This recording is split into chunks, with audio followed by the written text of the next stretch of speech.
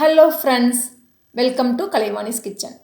நம்ம சேனலில் இன்றைக்கி ஒரு சுவையான ரவா ஊத்தாப்பம் எப்படி செய்கிறதுன்னு பார்க்க போகிறோம்.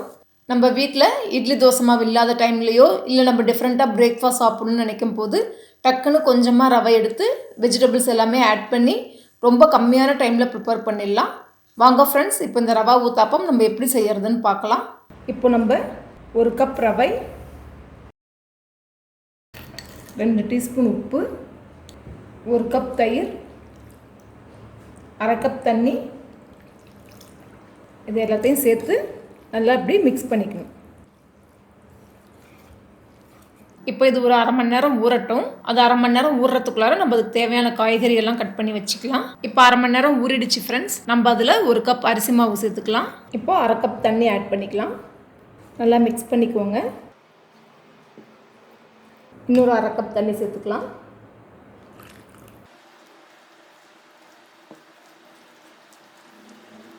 இப்போ ஒரு 1/2 கப் தண்ணி சேர்த்துக்கிறேன். ஸ்டார்டிங்கிலேருந்து மொத்தமாக 2 கப் தண்ணி சேர்த்துருக்கேன். நல்லா கட்டி இல்லாமல் கலந்துக்கோங்க.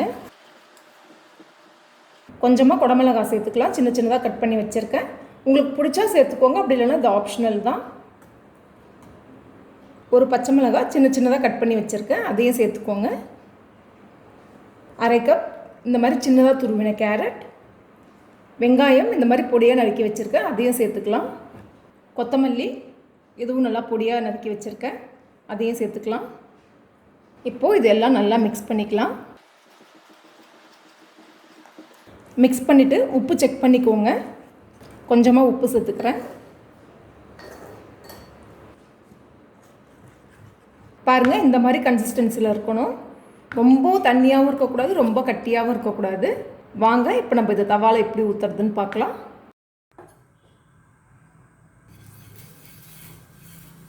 இப்போது தவா நல்லா சூடாகிடுச்சு. இந்த மாதிரி ஒரு கரண்டி எடுத்து 1.5 கரண்டி மாவு ஊற்றிருக்கேன். அப்படியே ஸ்ப்ரெட் பண்ணி விட்டுருங்க.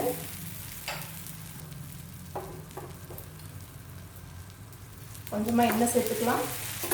ஸ்டவ் மீடியம் ஃப்ளேமில் வச்சுருங்க.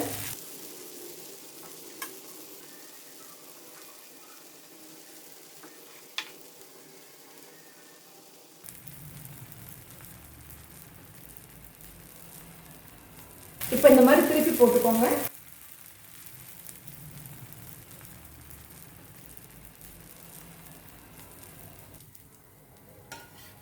இப்போ நல்லா வெந்துருச்சு. பிளேட்டுக்கு ட்ரான்ஸ்ஃபர் பண்ணிக்கலாம். பாருங்கள். ஓகே ஃப்ரெண்ட்ஸ், நம்மளோட ரவா ஊத்தாப்பம் அருமையாக ரெடி ஆகிடுச்சு. நல்ல ஒரு ஹெல்த்தி பிரேக்ஃபாஸ்ட் டின்னர் ரெசிபி இது. நீங்கள் எல்லோரும் ட்ரை பண்ணி பாருங்கள். நான் அது கூட தக்காளி கார சட்னியும் இந்த பொடியும் ரெடி பண்ணியிருக்கேன். தக்காளி கார சட்னி ஏற்கனவே நம்ம சேனலில் அப்லோட் பண்ணியிருக்கேன். இந்த பொடியில் ஒரு ஸ்பெஷல் இன்க்ரீடியண்ட் ஆட் பண்ணியிருக்கேன். நான் இந்த பொடியும் உங்களுக்கு ஃப்யூச்சரில் அப்லோட் பண்ணுறேன். நீங்கள் எல்லோரும் கண்டிப்பாக ட்ரை பண்ணி பாருங்கள். ட்ரை பண்ணி பார்த்துட்டு உங்களோட ஃபீட்பேக்கை என் கூட ஷேர் பண்ணுங்கள். என்னோடய வீடியோவை லைக் பண்ணுங்கள், ஷேர் பண்ணுங்கள், சேனலை சப்ஸ்கிரைப் பண்ணுங்கள். மீண்டும் இன்னொரு இன்ட்ரெஸ்டிங் ரெசிபியோடு உங்களை சந்திக்கிறேன்.